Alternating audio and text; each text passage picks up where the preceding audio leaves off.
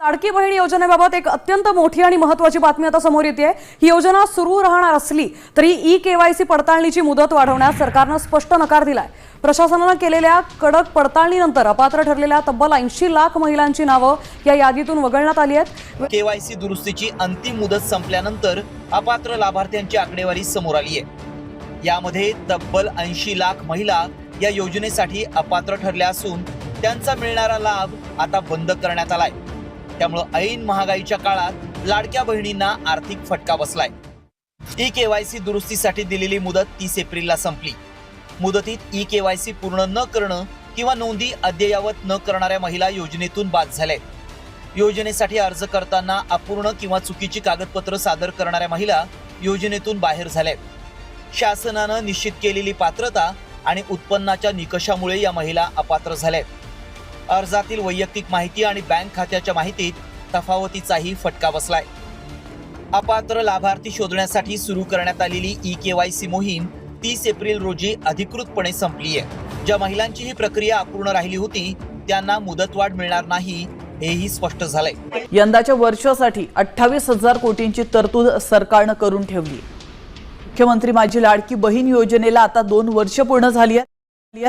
लाभार्थ्यांच्या खात्यामध्ये जूनचा हप्ता जमा होणार आहे। ही योजना राज्यातील महिलांसाठी मोठा आधार ठरल्याची भावना महिला आणि बालविकास मंत्री आदिती तटकरे यांनी व्यक्त केलेली आहे। निकष न पाळल्याने तब्बल 81 लाख महिला अपात्र ठरल्यात। लाडक्या बहिणींसाठी एक आनंदाची बातमी हप्ता आहे तो लवकरच लाडक्या बहिणींच्या खात्यामध्ये आता जमा होणार असल्याची माहिती मिळते। लाडक्या बहिणींसाठी ही खरं तर खुश खबरच म्हणावी लागेल। तो हप्ता आहे तो आता लाडक्या बहिणींच्या खात्यामध्ये लवकरच सरकारकडून जमा केला जाणार आहे। केवायसी न झालेल्या लाडक्या बहिणींसाठी अत्यंत महत्त्वाची बातमी आहे। ज्यांची केवायसी बाकी आहे त्यांना पुन्हा संधी देण्यास सरकारची तयारी आहे।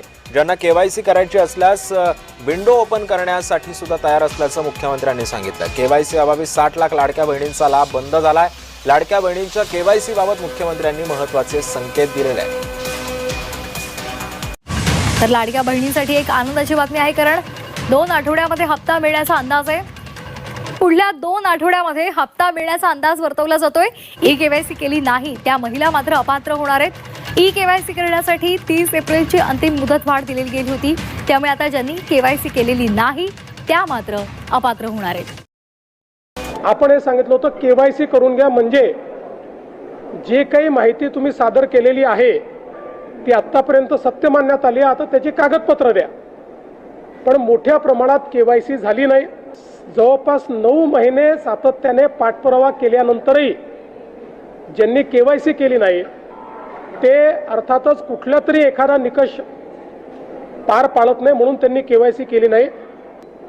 1,70,00,000 महिला ज्या आहेत या निकष पूर्ण पार करतात, त्यांची केवायसी झालेली आहे, त्यामुळे त्यांना लाडक्या बहिणीचे पैसे मिळतच राहतील। ज्यांनी केवायसी केली नाही त्यांना आता आम्ही पैसे देणार नाही। आणि आजही यांच्यापैकी कोणी जर केवायसी करणार असेल तर आम्ही विंडो ओपन करायला तयार आहोत आणि त्यांना लाभ द्यायला तयार आहोत। केवायसी पूर्ण केली त्या लाडक्या बहिणींचे पैसे मिळत राहतील असंही फडणवीसांनी म्हटलंय। पुन्हा एकदा केवायसी विंडो ओपन करण्याची सरकारची तयारी असल्याचंही फडणवीस म्हणतात। केवायसी मुळेच नाही तर त्यामध्ये अनेक कारणं आहेत असं स्पष्टीकरण मंत्री आदिती तटकरे यांनी दिलंय। काय म्हणतात तटकरे, काय स्पष्टीकरण दिलंय तटकरेंनी, आपण ऐकूया। काही आमच्याकडे ज्या लाभार्थी महिला आहेत यांनी विनंती केलेली आहे की त्यांनी ई-केवायसी करून सुद्धा त्यांना लाभ हा बंद झालेला आहे। आम्ही त्याची फेर तपासणी करत आहोत, जेणेकरून कुठलीही महिला जिने ई-केवायसी केलेली असेल ती लाभापासून वंचित राहता कामा नये। योजनेमध्ये काही अर्ज जे आहेत ते बाद झालेले पाहायला मिळतात, जवळपास अशी संख्या आहे। अर्ज बाद झालेले नाही आहेत। खरं तर महायुतीची एक सर्वात महत्त्वाकांक्षी योजना म्हणजे मुख्यमंत्री माझी लाडकी बहीण योजना आहे। याची ई-केवायसीची प्रक्रिया ही साधारणपणे गेल्या वर्षी ऑगस्ट महिन्यामध्ये सुरू झाली होती आणि त्याला पहिल्या सुरुवातीच्या ह्याच्यामध्ये जवळपास 3 महिन्याचा कालावधी देण्यात आला होता। मग वाढवून आणखीन 2 महिने दिला, आणखीन 2 महिने त्याच्यामध्ये वाढ झाली आणि असा 8-10 महिन्यांचा कालावधी हा ई-केवायसीसाठी दिला होता। आणि ही ई-केवायसी प्रक्रिया ही फक्त ह्या लाडकी बहीण योजनेमध्ये नाही आहे, तर ज्या ज्या राज्याच्या डायरेक्ट बँक ट्रान्सफरच्या योजना आहेत म्हणजे DBTच्या योजना आहेत ह्या सगळ्यांमध्ये ई-केवायसी प्रक्रिया केली जात असते। आणि हा जो 80 लाखाचा आकडा आहे हा फक्त ई-केवायसीचा नाही, यात KYCचे काही महिला असतील ज्यांनी KYC केलेली नसेल इतक्या मुदतीत सुद्धा तेही आहेत.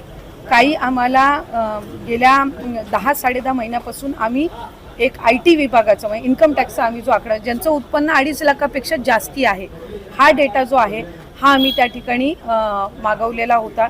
त्याला साधारणपणे 10-11 महिन्याचा कालावधी गेला.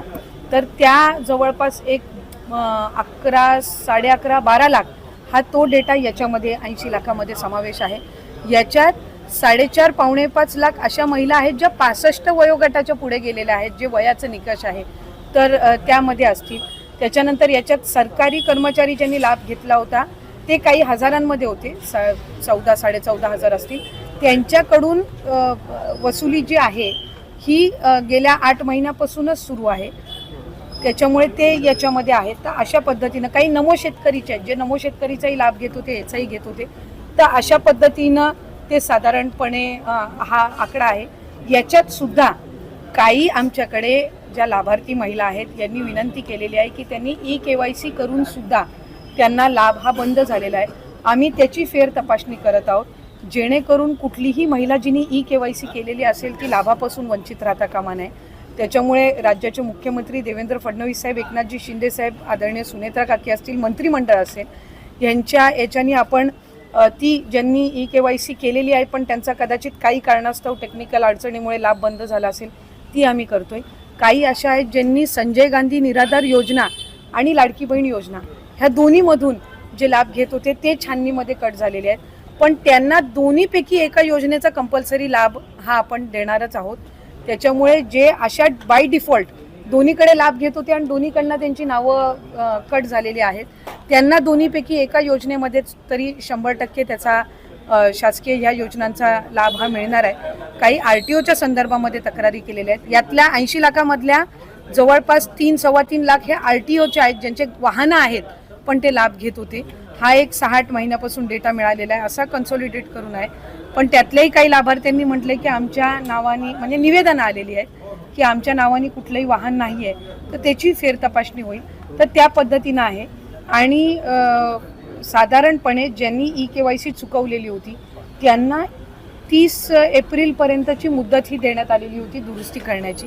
त्यामुळे असं आहे.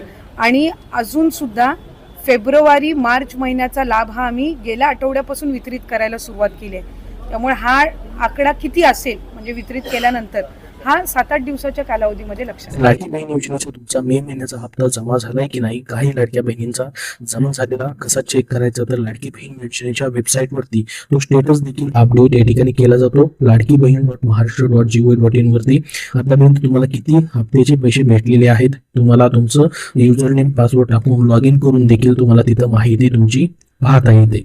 तर मे महिन्याचा हप्ता, त्याच्या मागच्या महिन्याची हप्ते जे आहे त्या ठिकाणी भरपूर साऱ्या लाडक्या बहिणींना, मार्च असेल, एप्रिल असेल, हे देखील काही लाडक्या बहिणींना अजून भेटणं बाकी आहे.